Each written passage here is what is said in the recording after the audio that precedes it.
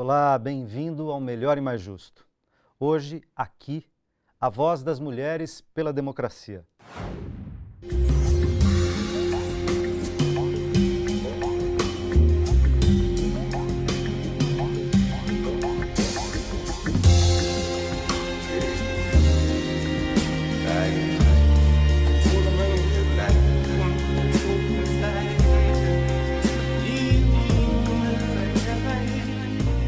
Não vim de uma costela.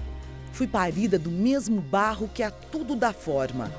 Gestei calada as dores da exclusão, da submissão, da violência velada, violência explícita. Sangrei, encontrei pares, rompemos em gritos clamando igualdade. Lugar de mulher é onde ela quiser. Lugar de mulher é onde ela quiser. A força do fogo que nos havia consumido em fogueiras queimou na praça, nos olhos, no campo, na cama, no chão de fábrica, na rua, no ventre. Viramos Maria, Elizabeth, Simone, Cora, Margarida, Janaína. Todas por todas. Companheira, me ajuda, que eu não posso andar só. Eu sozinha ando bem, mas com você ando melhor. Direito ao voto, ao divórcio, acesso à educação e ao mercado de trabalho, liberação sexual, direito ao próprio corpo. Em séculos de luta, arrancamos do útero ferramentas capazes de confrontar a velha e nefasta cultura patriarcal. Maternamos um novo espaço de ocupação social e política. E ainda sangramos. Estupraram a garota e a nossa jovem democracia. Seguimos em brados, todas por todas. Ainda um longo caminho de resistência contra a opressão, a invisibilidade, a exploração, a discriminação, o assédio, os ataques e golpes de cada dia. Essa é a conversa que começa agora, no Melhor e Mais Justo.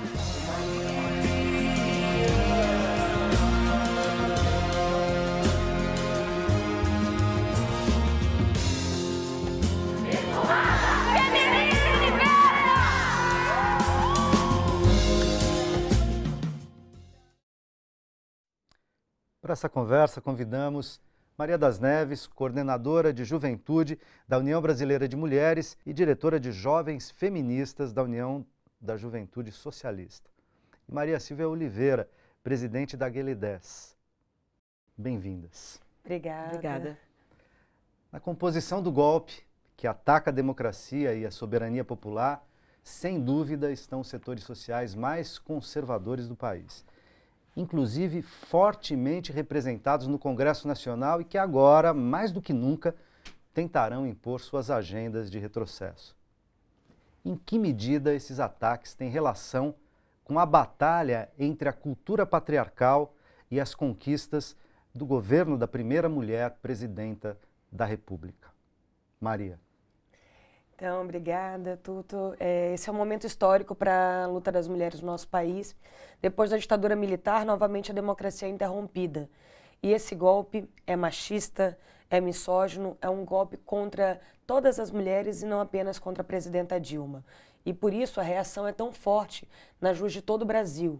Um golpe que coloca no poder homens brancos, héteros, que representam a velha política.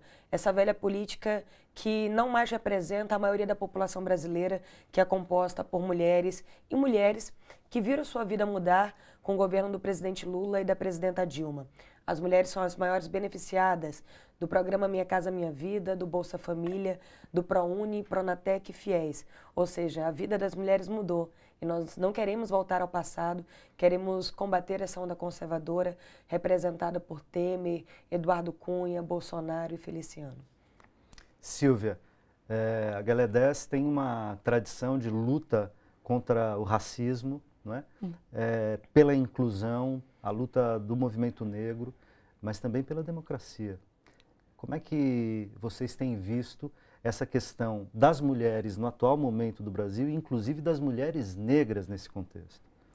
Bem, como nós costumamos dizer, nossos passos vêm de longe, né? Então, a nossa luta por transformação, para as mulheres negras, ela vem desde os tempos da escravidão, né? Abolida a escravatura em 1988, as mulheres negras, principalmente a população negra, vem tentando conquistas no sentido de inclusão na sociedade que nós vivemos, né?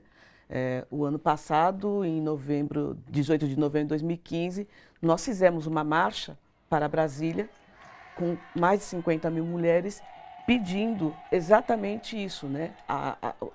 Basta de racismo, basta de violência contra a mulher. As maiores vítimas dessa violência são as mulheres negras e pelo nosso bem viver, né? E a democracia é exatamente isso.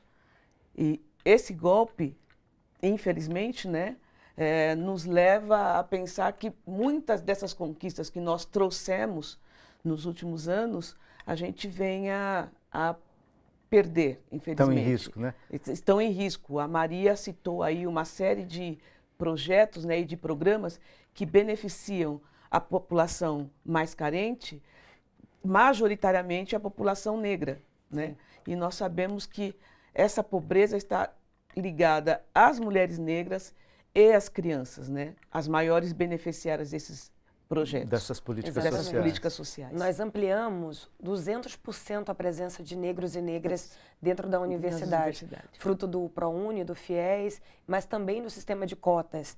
Diga-se de passagem, esse sistema de cotas que foi combatido pelo atual ministro da Educação, que nós não reconhecemos porque não reconhecemos esse governo, que na nossa opinião é ilegítimo, fruto de um golpe. E esse ministro, ele é dos democratas, o partido que foi contra as cotas, e portanto contra a entrada de negros e negras na universidade. E como se não bastasse essa postura contrária à entrada de negros e negras na universidade, o atual ministro da Educação recebe em seu gabinete Alexandre Frota, que declaradamente assumiu em rede nacional ter estuprado uma mãe de santo. Na nossa opinião, isso reforça a cultura do estupro, cultura essa que nós temos ido às ruas protestar em diversos atos, como o que nós temos organizado, ato por todas elas. É por todas elas, é por cada uma de nós e é, sobretudo, contra essa cultura patriarcal, a cultura do estupro hoje instalada no Estado através desse governo golpista. E você, Maria, tinha falado de dizer que o golpe é machista.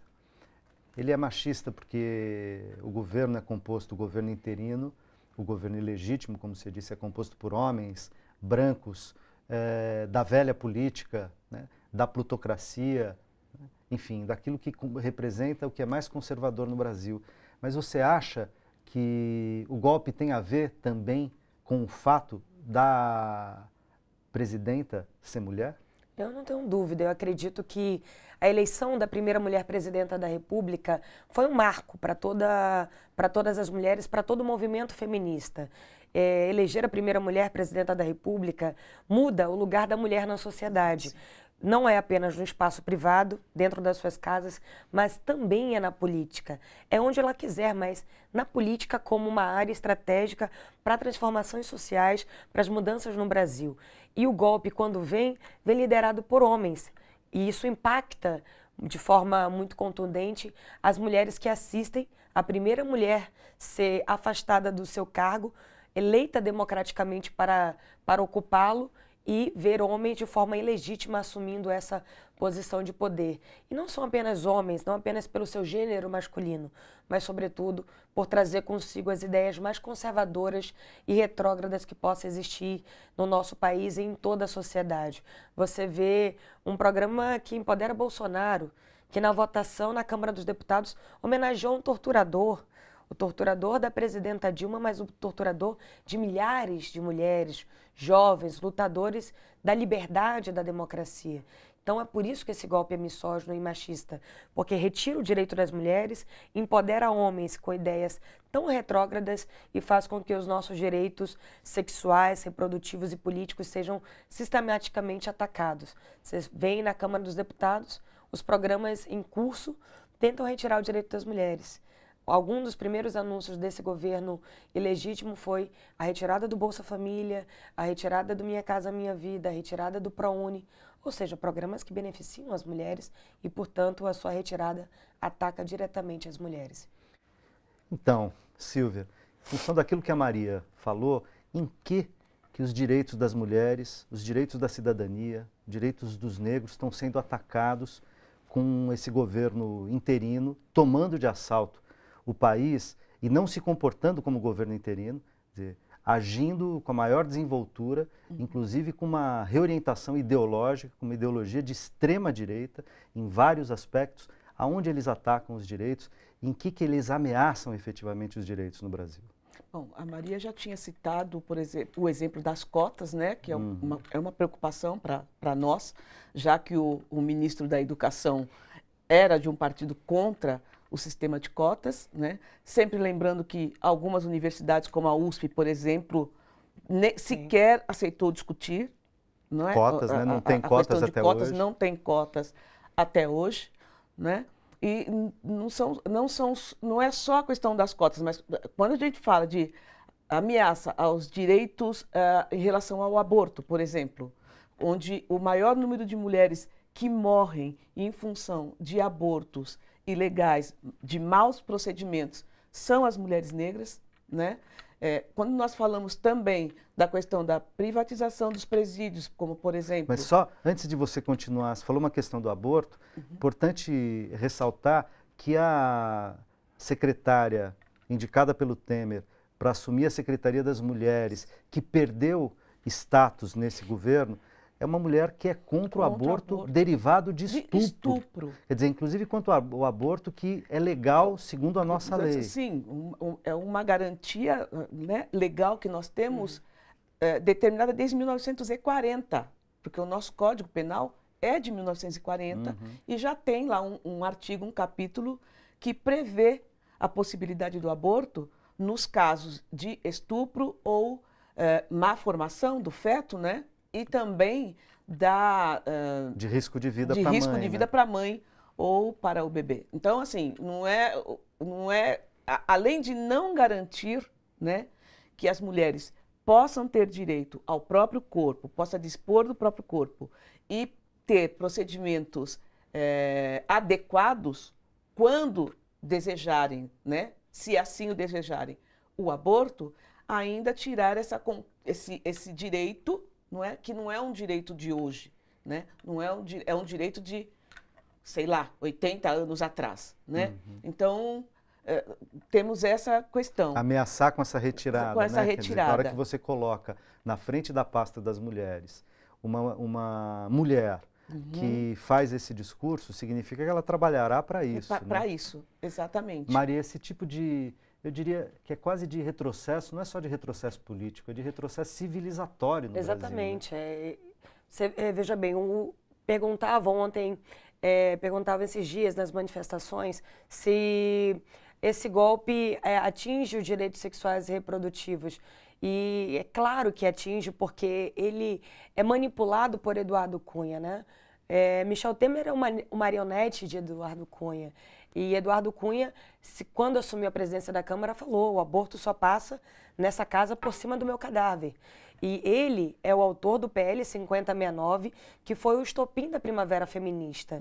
O PL 5069 dificulta o acesso ao atendimento médico das vítimas de violência sexual e modifica no Código Penal o que é violência sexual, que hoje é qualquer ato sexual não consentido, não apenas a penetração, mas qualquer ato sexual não consentido.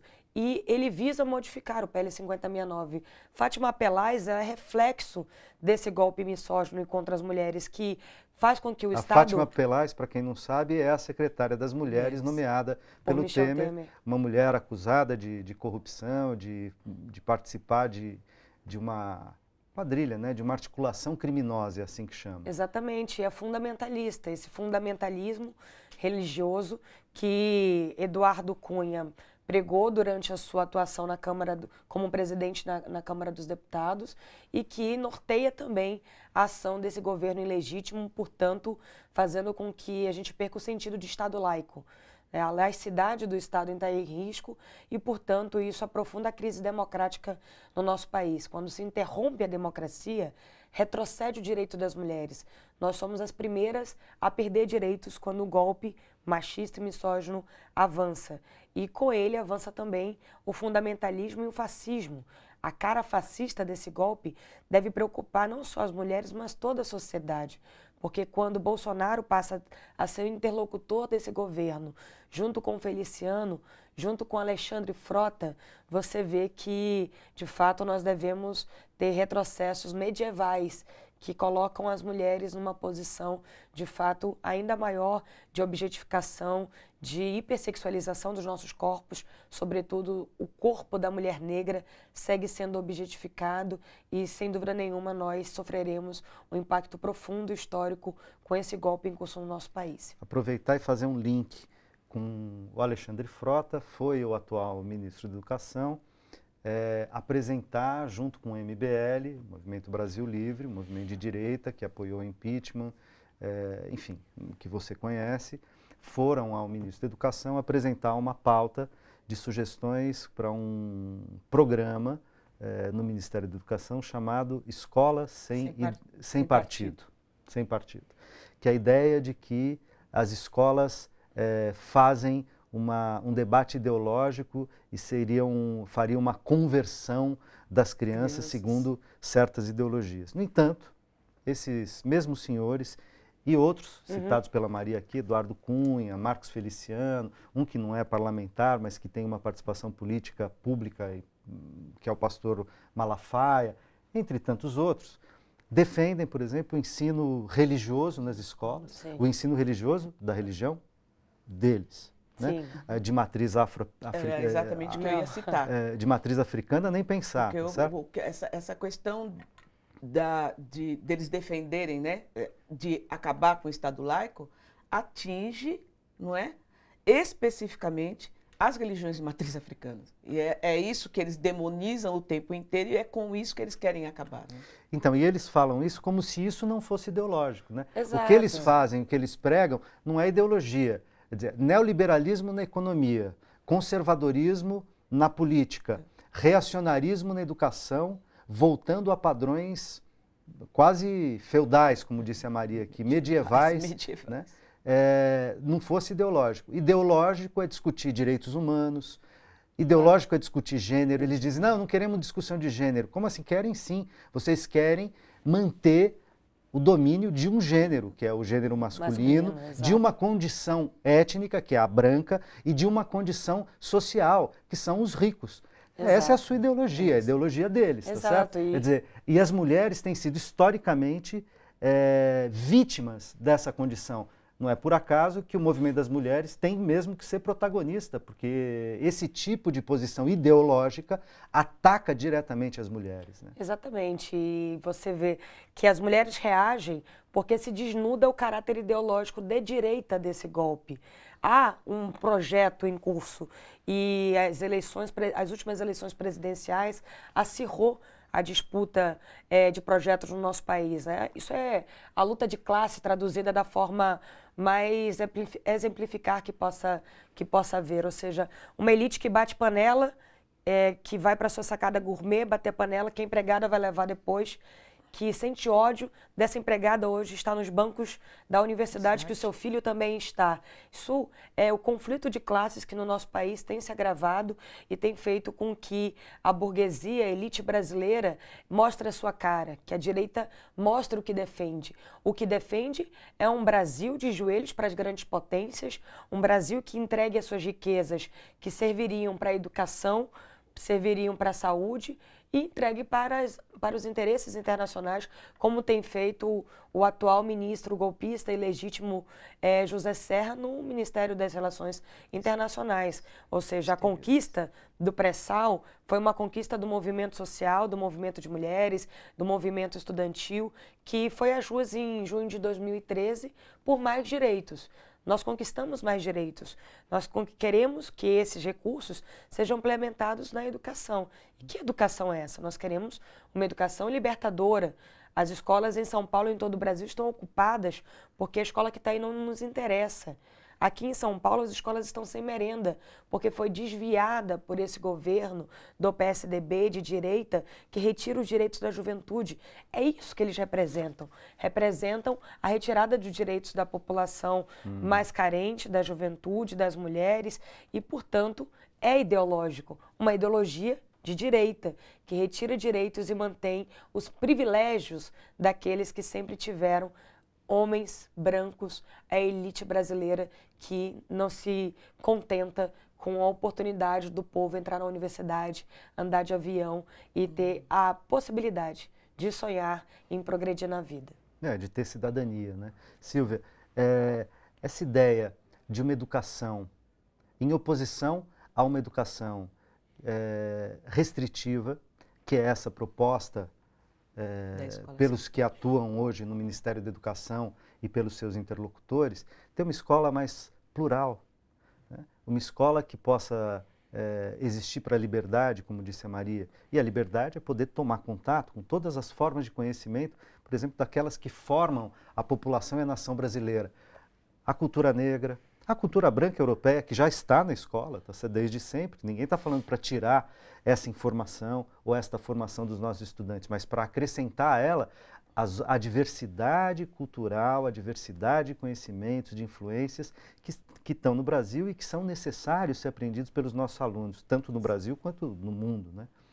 Veja, Abdias do Nascimento já reivindicava para a população negra o estudo da África e do negro no Brasil, né? Então não é uma pauta de hoje. Né?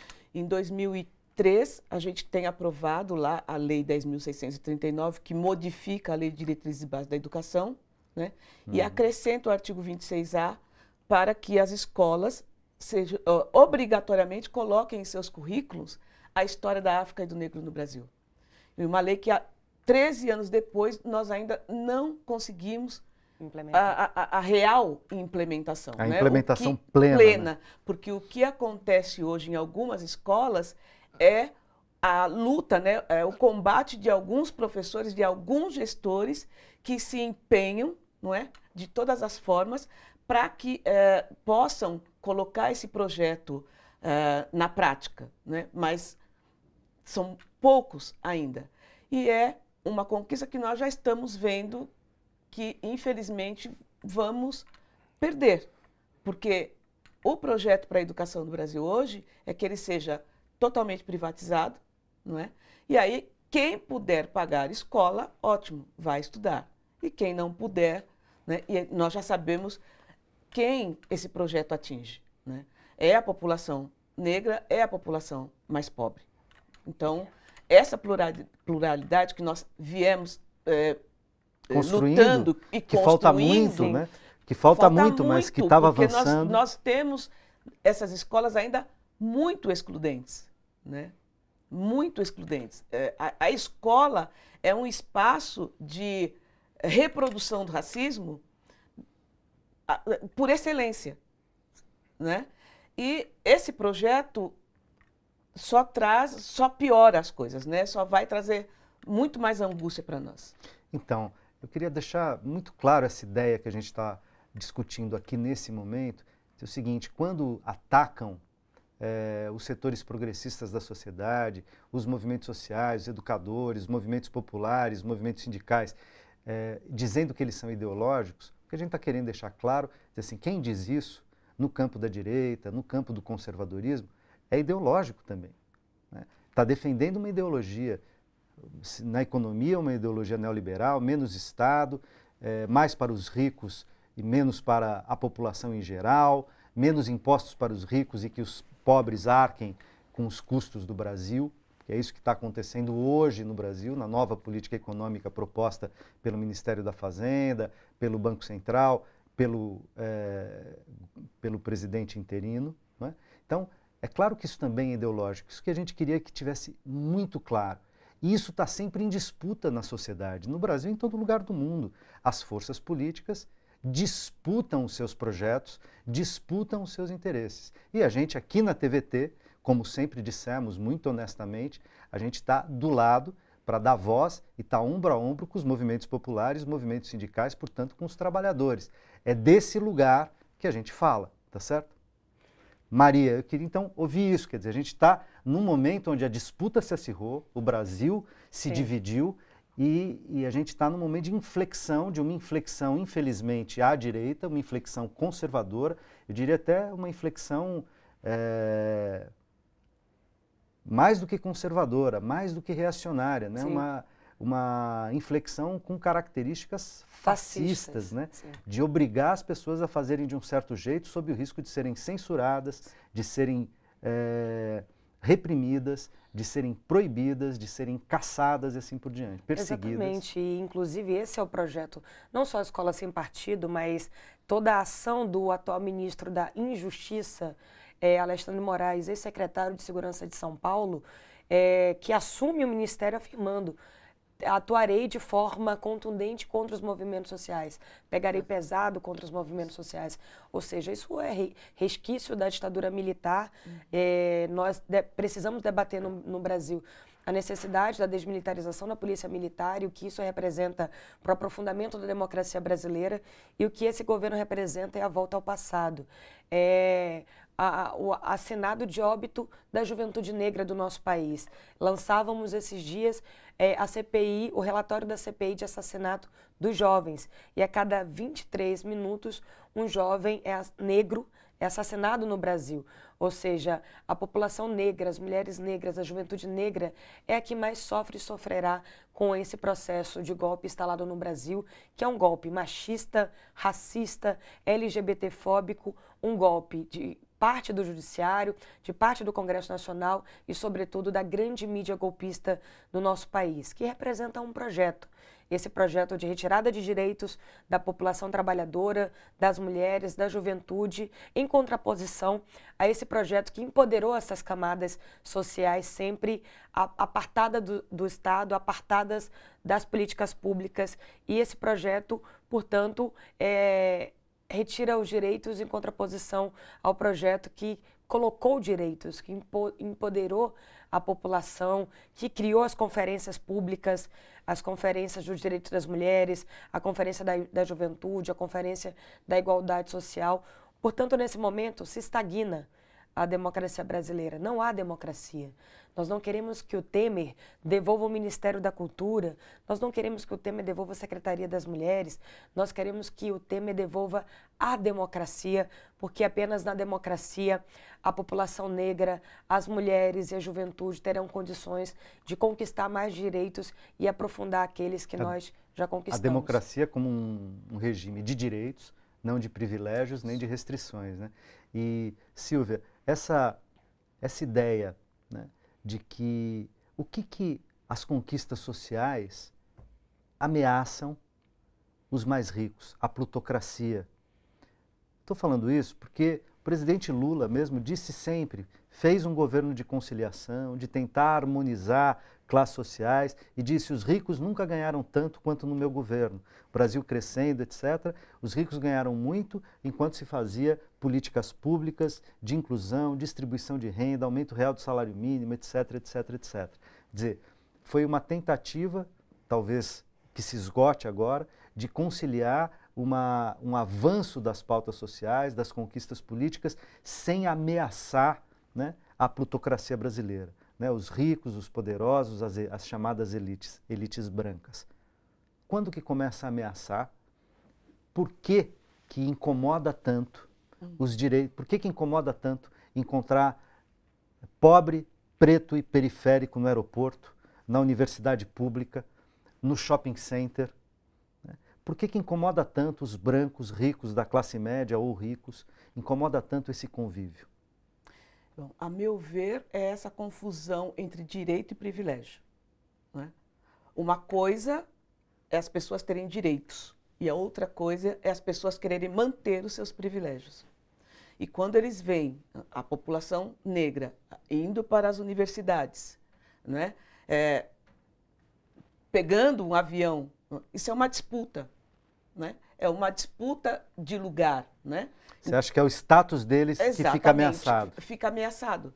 Então, tem até um meme, Ou seja, né, se na sentia internet. tão melhor que como? na Se rede ele pode social fazer o que eu posso, eu não sou tão melhor assim. Exatamente. Que fala, né? Porque quando os negros vão para as universidades, a Casa Grande surta, treme.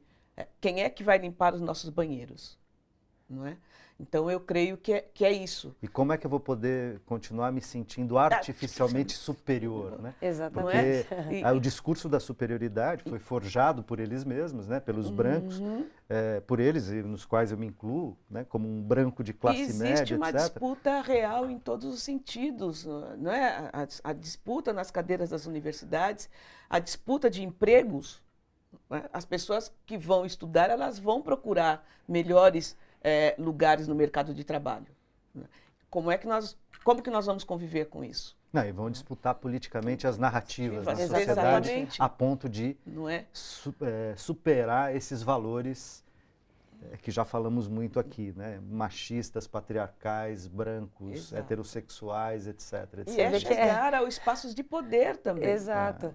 Você vê que você não consegue falar de uma coisa sem falar da outra, né? Falar do golpe machista sem falar do racismo, sem falar da LGBTfobia, porque representa o golpe em curso no nosso país, o retrocesso para todas essas camadas da população. E essas questões sempre todas estão entrelaçadas. E Somos são mulheres. estruturantes, né? Porque, na verdade, o racismo e o machismo, eles estruturam as relações sociais. Exatamente. E aí, É isso você que, teria que... é isso que ameaça, mexer nisso é o que ameaça Exatamente. a hegemonia São branca. fruto do patriarcado, Exatamente. né? O Ameaça o patriarcado, patriarcado. que é esse poder dominante, que hoje se estrutura no capitalismo, mas esteve presente ao longo da construção da humanidade. Ele é branco, o patriarcado é branco, masculino, é heteronormativo e, portanto, gera o machismo, o racismo, a LGBTfobia. E a luta das mulheres hoje, da população negra, da juventude, visa desconstruir tudo que o patriarcado nos impõe. Essas bases, né? Nos impõe um modelo de ser mulher, nos impõe um modelo de família. Tanto que os projetos que tramitam na Câmara dos Deputados é para nos manter nesse padrão estabelecido, né? Que família é só um homem, uma mulher e seus filhos, e não esses novos arranjos sociais que hoje se constituem no Brasil e que o Estado brasileiro, através do presidente Lula e Dilma, também asseguram, através das políticas públicas, a sua representatividade, o seu espaço. Quando nós tentamos colocar o debate de gênero no Plano Nacional de Maria, vou Educação... segurar aqui o debate de gênero para a gente retomá-lo, Vamos. porque a gente estourou o tempo nesse bloco. A gente vai retomar essa discussão no próximo bloco. Não saia daí.